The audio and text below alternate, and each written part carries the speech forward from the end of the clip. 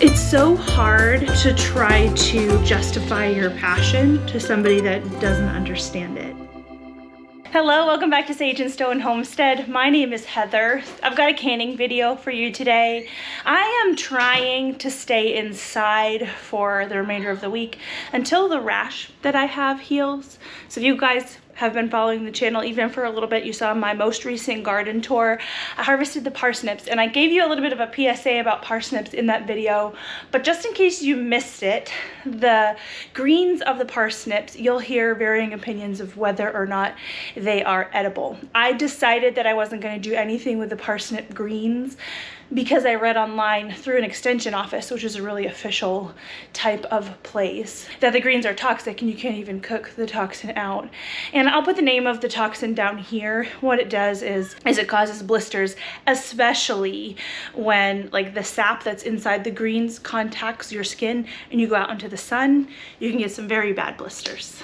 So it looks way worse than it feels, I will tell you, but I couldn't imagine if this was on the inside of my mouth or in my intestines what it would be doing. So please don't eat the greens.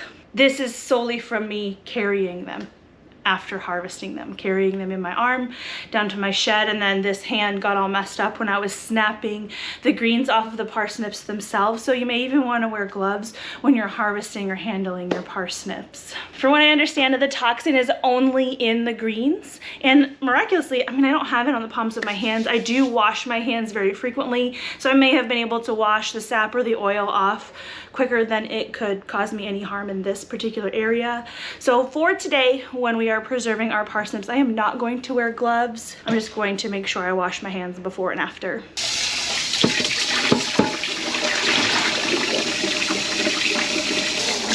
Even though I don't have the parsnips inside or prepared or ready at all for the canning process, I am going to start a large pot of water to boil on the stove. It could take a little while. We're going to be pre-cooking the parsnips essentially for 5 minutes prior to adding them to our jars for canning.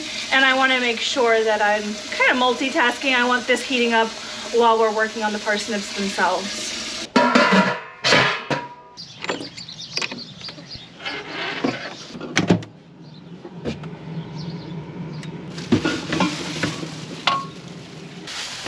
So we harvested these parsnips in the last garden tour. I filmed that last Thursday. This is Monday.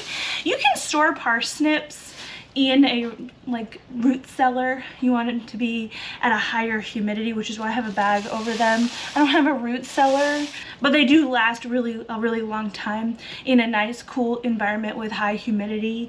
I don't have the refrigerator space to dedicate to storing these guys long term. You could store them, I believe, like you can store carrots inside some damp sand in a root cellar type situation. But for me, my option being the refrigerator, it's actually more expensive to try to store these long term that way, to keep running the refrigerator in order to cool them down, versus putting them in cans and then just letting them sit. So that's what we're gonna do. We're gonna can these up. There's not a bunch, but it's enough to do something with. This is more parsnips than I've been able to grow in previous years. On that note too, I do not remember the parsnip greens affecting me the first time that I grew parsnips in this way. I don't know. When it comes to canning root vegetables, it's important to peel them. Root vegetables tend to hang on to soil. Botulism lives in the soil, and so we want to be able to wash them really well and to make sure that those spores are not present, or are not present in a lot of quantity on the vegetables. We will peel them. We'll just take the entire skin off. I'm gonna give them a good rinse in this colander though, before we peel them. I guess I could have probably rinsed them in this too. Oh well. The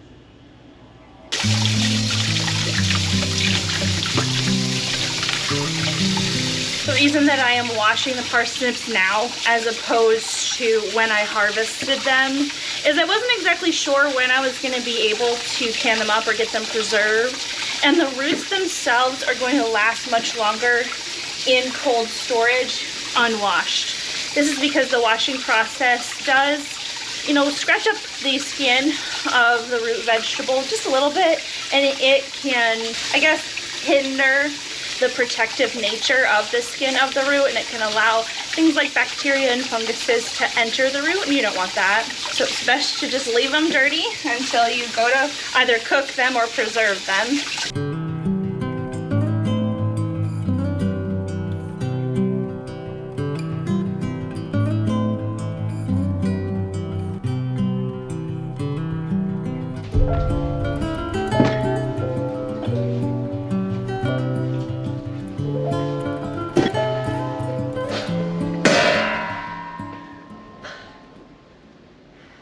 So it looks like my water is already doing a good rolling boil over there, so I did turn it down so it can simmer because I'm not quite ready to put the parsnips in. I've got them all washed and now I'm gonna peel them. So regarding these thin little ends here, I am not going to try to put these in the can because I need to peel the parsnips before I can can them. There's pretty much going to be nothing left to these little ends if I try to peel these and put them in the can. So what I'm going to choose to do is actually just chop them off, and I can freeze these safely. You don't need to peel them in order to freeze them, and these are still going to flavor things like soup really well. Taking off the ends that did have the greens on them, these are just going to go to the compost. It's actually easier to peel these if I leave the tail on. I can hold it and then just spin it around and really efficiently peel these. So in order to can them, I'm just cutting them up into about 1-inch chunks. A lot of my parsnips are quite small, and from what I've read, that's actually a good thing. Sometimes if the parsnips get kind of big or a little bit older, the core of the parsnip inside can be a little bit woody. Let me actually deal with this one and see what we think of the inside. I'm sure these peels will be good to flavor things like broth, so I'm gonna hang on to that too in the freezer. Oh yeah, that went through like butter, so I think this core is okay. It's not woody, it doesn't appear to be. I've actually been asked pretty recently whether or not doing things like this is worth it. So I've planted the seed, I've waited a long time, I spent the money on the garden bed and filling the garden bed. Obviously we are on city water, so we spend money to water our plants most of the time. So is it worth it? Is something that I have been asked before, because goodness, it's not that expensive for a lot of these groceries at the grocery store.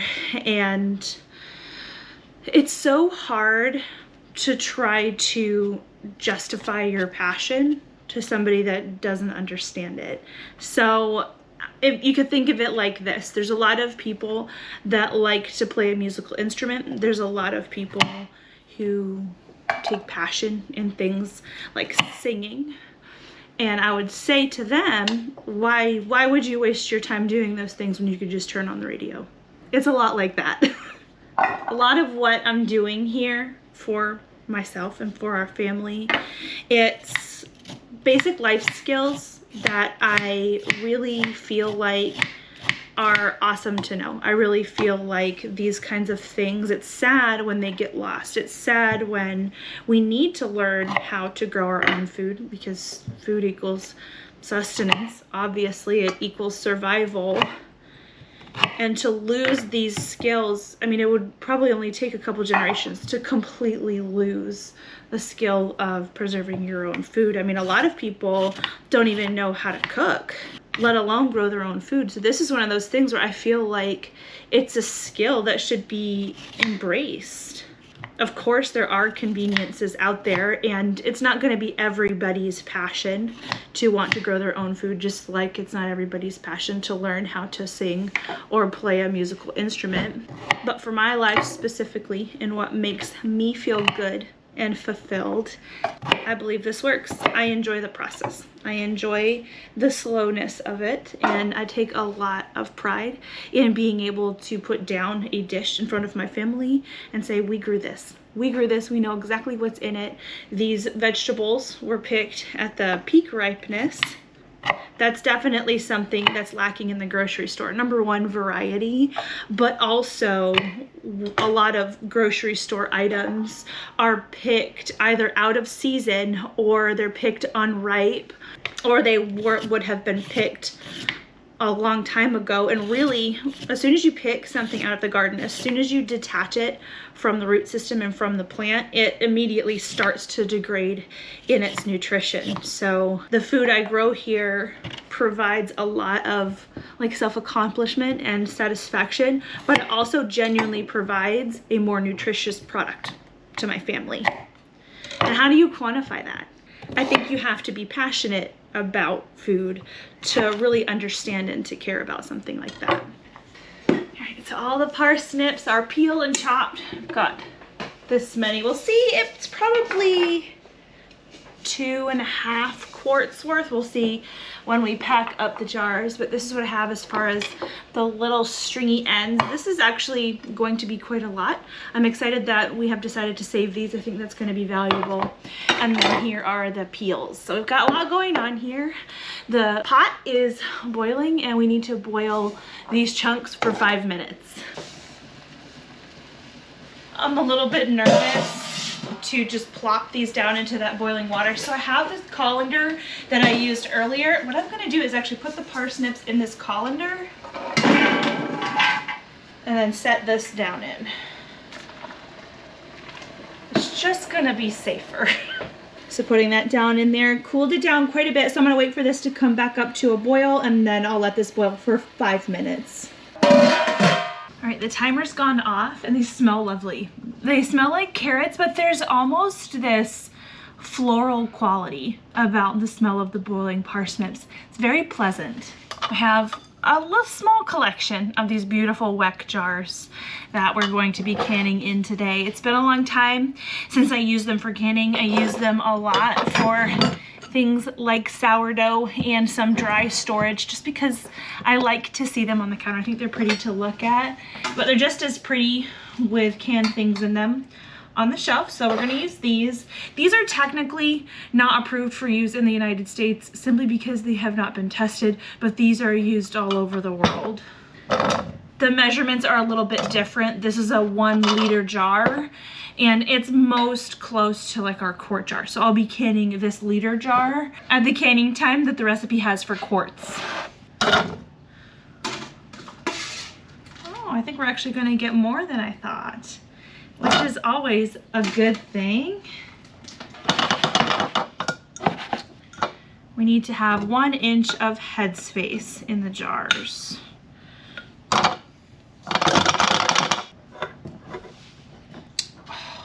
You know what I'm gonna do? I'm gonna pull this guy out. This'll work.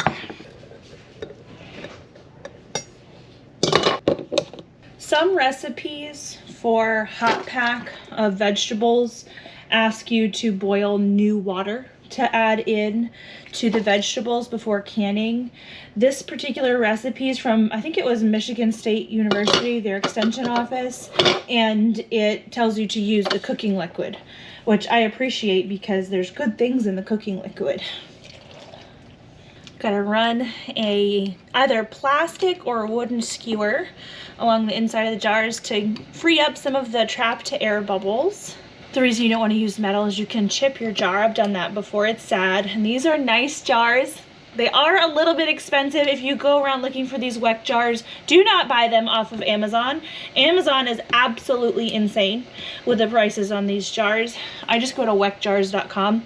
Much better prices. You can get like 6 of them for the price of 2 on Amazon. You do have the option of adding salt to these jars. It will be 1 teaspoon per quart or 1/2 teaspoon per pint, should you choose to do so. I'm not going to salt them. I usually do like to salt the things that I'm canning, but I think I'm going to leave it alone for these.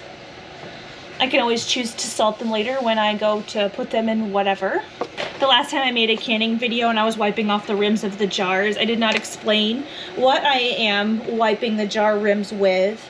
It's just apple cider vinegar. You can use regular vinegar as well. You can use just regular water too, especially for things like this that don't have a lot of fat.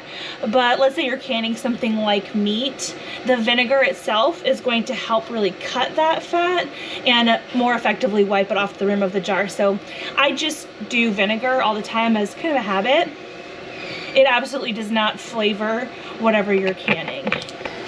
This guy here, he's gonna get a regular canning lid and a ring. And for the Weck jars, their lid system is a little bit different. It is in multiple parts. So this is the lid right here. It's a glass lid, which I love. And they all have these reusable gaskets. So you wanna make sure that these are good and clean. You don't want anything that's gonna compromise the seal. Sometimes in storage, this rubber gasket can kind of collect dust, but these guys look pretty good. So just put it together, set it on top. And then instead of a ring, to hold the lid on during the canning process, we have these little clips. And I need to put two, one on each opposing side of the jar.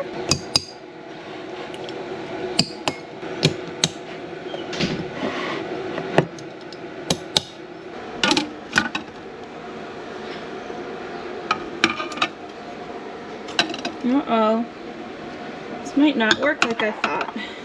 I couldn't fit my skull jar in the canner with the Weck jars, but that's okay. These guys fit in here great. I could have pulled down my big canner. It's up here on the refrigerator, if you can see that back there, but it's not necessarily worth it. This is not that much food and we're gonna eat it. Looks cool in here in the meantime. I've got water boiling in the kettle because our jars are very hot in here. This canner needs 8 cups of water in order to go through its cycle properly. And I don't want to be putting cold water next to these very, very hot jars or they're gonna crack. And that would be heartbreaking. Not only because the jars are expensive, but this is the food that we worked hard to grow. So we want to do it right. 35 minutes. While that's going, do you guys want a really quick garden tour spoiler? I can't wait to show you.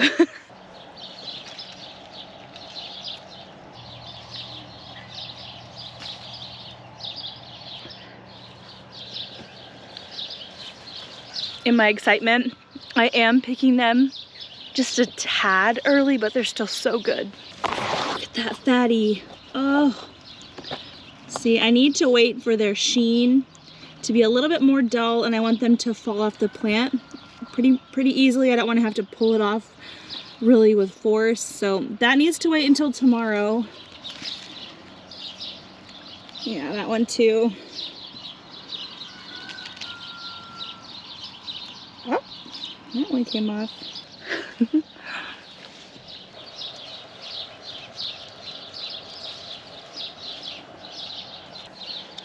Ruining my dinner.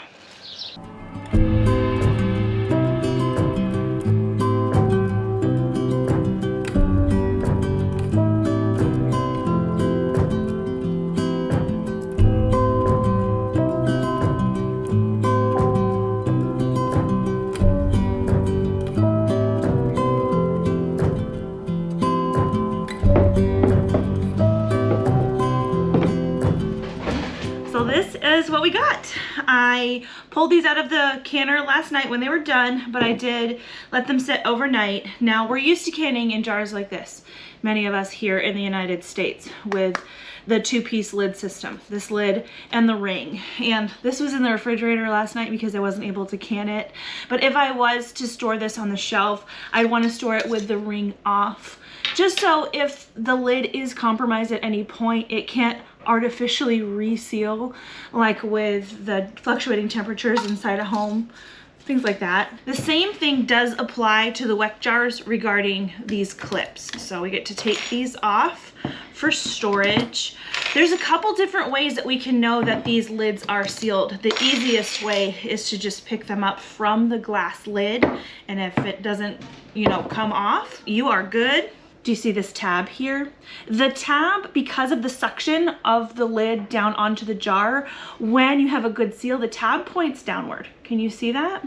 So we have downward pointing tabs on all of the jars. Plus, and I don't know if this is going to be able to come up on camera, you can tell with this clear lid that there's a very great contact with the lid and the rubber gasket beneath. It's like it's smushed, and you can tell that. Sometimes even when the jars are cooling down, you can visually see that happening, and it's really neat. So this is what we got from, goodness, so I planted these in February from seed. So now it's June, March, April, May, June. So 4 months worth of work and waiting. And these parsnips actually got me a second time. So I told you about the rash from harvesting them. I left a tiny clip in, but I actually burned myself pretty badly right here on top of all of my other rashes and burns and things with the steam from my boiling pot. I know that it's smartest to open pots away from you instead of towards you, but I got a reminder yesterday. So the parsnips bit me back. Was it still worth it? Absolutely. I know not everybody is gonna understand why we gardeners do the things that we do, but we understand each other, and that's what matters.